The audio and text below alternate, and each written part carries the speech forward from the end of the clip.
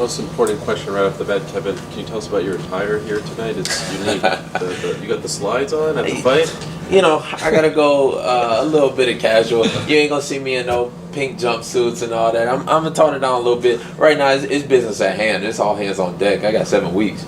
I'm out to whoop some ass. You like this fight? You like this fight when it was presented to you against Barbosa in Atlantic City? Yeah, I loved it right off the bat. You know, the folks know I love a challenge more than anything. I'm not one of these guys that's out looking for easy fights, looking for money fights, looking for all this. I want the biggest challenge, and Barboza, hands down, is the best striker in lightweight history. So when I go out there and I take him out, then I'm going to take that title too. Have you decided where you're going to train for this fight? Yeah, I'll do all my training here in Vegas. Minimum traveling, you know, next week I think we got to travel a little bit for the on sale. But as far as my training is going to be here. Will it be at Extreme Couture? At Extreme Couture, you know, I'll kind of bounce between a couple other places. I'll go over to One Kick Nicks. They got a lot of good Muay Thai fighters. Well, we've already put together the training camp, and I'm 2 weeks into it right now. I feel great. Body looks good. I mean, I'm in shape already. I'm ready to fight. I think in a couple more weeks you're gonna see a brand new me. Who will serve as your head coach, if anyone? Right now, it's kind of up in the air still. Okay. You know, I'm kind of just taking what I've already learned and riding with it. And after this fight, then I'll kind of address that situation. The Barboza fight was presented. It was a good fight. I liked it. I wasn't gonna let the opportunity pass. I'm a guy. I love to fight. This is what I do. So it ain't gonna matter to me. And when they said it, I'm just taking it. And I was talking about maybe coming back in July, June, something like that. But I'm ready to get it in. I get that itch. I gotta go. You called out a whole lot of guys during the time after the fight, and you had like I think Diaz. I mean not Nate, and then you also had like Conor. Obviously, you talked a lot about him. What made you hungry for Barboza? I don't want to fight nobody that don't want to fight. That's just hands down. Like the Nate Diaz fight was there. I thought that would have been a good fight. I would have wanted to take that one. Nate's a tough fighter. You know, a lot of people are real high on him, but you know the man don't want to fight. I'm not a bully. If somebody don't want to fight, okay, all right. I ain't gonna bother you too much. You know, I don't talk too much shit about people that ain't gonna get me to where I'm going. So I like a challenge. Barboza was the biggest challenge out here right now. It was either Barboza or Eddie Alvarez. Eddie, that's easy money. I like a challenge. You mentioned the coaching situation. Will Dewey Cooper still be a part of your camp? Yeah, absolutely. You know, the rest of my camp will still remain. I'll have Dewey Cooper. I have Corey Goodwin still in my corner. I have my brother Keith Lee. He'll be in my corner too. And then I have my new management, Markel. He'll be in my corner. So we're we gonna be a complete team. Like I said, we already put together the training camp. We've already gone over the film. We've already got the sparring partners ready. I'm ready to get it in. I think some of the funnest parts about your fight weeks is the chirping that typically goes on between you and your opponent, but there seems to be a lot of respect between you and Barboza. I mean, are you the kind of fighter that needs that a little bit to get amped up, and do you anticipate you're going to find some way to bring that out of him, hopefully? Yeah, I mean, I have some fun. I'm going to have some fun with it. I always got some fun with it. When we do the on sale next week, me and Barboza, we gonna have some fun. You know, the man he a little shy, he a little timid, he a little in his shell. I'm gonna see if I can bring him he either gonna go further in it or he gonna come up out of it. You know, the focus on me. I'm gonna do my thing right now. My thing is just to be focused. It's about this fight. It's about winning this fight. That's the only thing that matters to me. All the rest of the antics and all that, I don't even give a fuck about. It's winning the fight hands down. Then after that, then we'll see what we're playing with. You said earlier this week that you weren't impressed with Khabib's performance against Edson, but when you saw the way Edson, fought in that fight, did it make you think your skill set, was even more primed to beat him?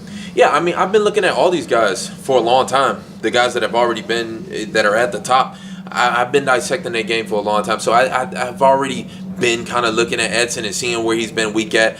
Khabib just kind of highlighted some of those weaknesses, him not being able to fight backwards, all these things. But yeah, I wasn't too impressed with Khabib. I'm gonna do 10 times the work on Edson, and I think that's really what's gonna show through the fight. I think that's gonna be like the highlight. When you look at it, you're gonna say, he lost to Khabib and Tony, but he ain't gonna lose the way he gonna lose to me on April 21st. After your Ferguson fight, I mean, you had a lot going on that week. You had the staph infection. You were fighting through a lot of things. But what have you reflected on from that fight, taken away from it to take into your next camp? I think the losses are where you get that real experience at. So that's the only thing I'm taking from it. I'm already over it. I'm past it. You'll see on April 21st. You'll see a brand. I promised the folks a brand new me. That's what they gonna see. More poised, calm, collected, going out there and getting the job done. And I'm confident in the motherfucker still. So I'm ready to go. Speaking of that confidence, I saw something recently, I think from this guy here, that you were talking about facing Conor by the end of the year. How do you project you're going? Where do you see that fight coming in? I always kind of like playing on my year. I think that fight is still up in the air. I think it's still there to be had. I think he comes back. He fights the winner of Khabib and Tony. Probably be Tony, International Fight Week, whatever it's going to be. But then that fight happens at the end of the year. Me and Conor. I think that's been the biggest fight. I think that's a fight that everybody's been looking forward to. And it's right there within striking distance. So my job right now is to go out there, take out Edson, and then we'll see. We'll talk down with, his people will call my people, and we'll have some fun with it. This isn't totally related, but it's been a topic of conversation among a couple of us. Seems like fans are doing this Ric Flair, thing more and more and more. It drives some of us crazy. How do you feel about it? I think it's somebody was telling me it's a Vegas thing too. It's like for the hockey team or something like that. I don't know. It kind of, I'm with you. It kind of take away from the fight.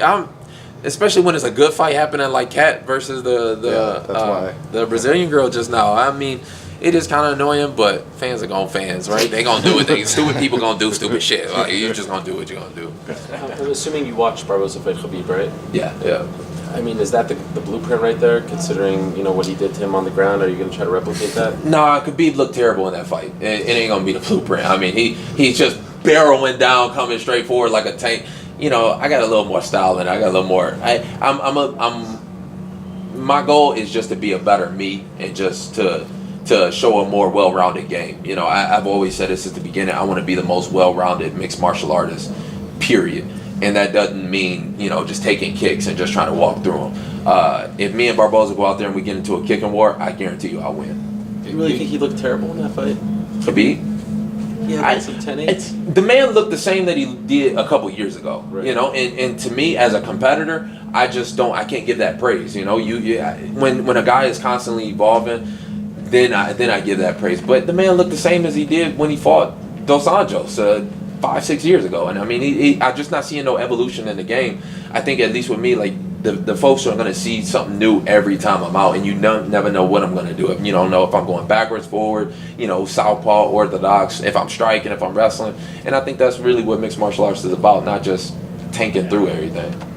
Who do you consider the real champ right now? Like, there's a lot of confusion as to, I guess, who the kingpin is at 155. I think it's hands down is Tony.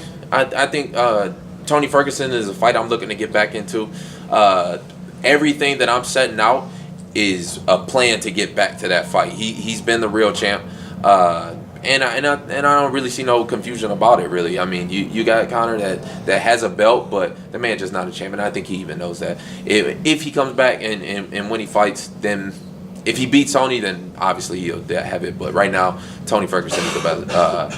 He's the real champ, and he's the one I'm getting back to. Just have one last one. I don't know how much of a UFC historian you are, but they used to go to Atlantic City all the time, and you haven't been to Boardwalk Hall in 13 years, but they used to go there all the time. Did that, like, when you found out about this, would you be like, oh, cool, it's cool to go back there? Some of the old pay-per-views used to be there. Well, I mean, mostly Tommy Hearns had his first world title fight there. Motor City Cobra. You got the Motown Phenom now. I think this is just showing. You had Joe Louis who fought there a lot. So many Detroit fighters that used to train under Emmanuel Stewart with fighting in Atlantic City. It's been a huge fight town, and I think that this is just showing the evolution of combat sports in general. In places like Detroit, Philly, New Jersey, they're still on boxing, and I think this is going to really be another one to kind of show it's the evolution, and that's what I'm here to show.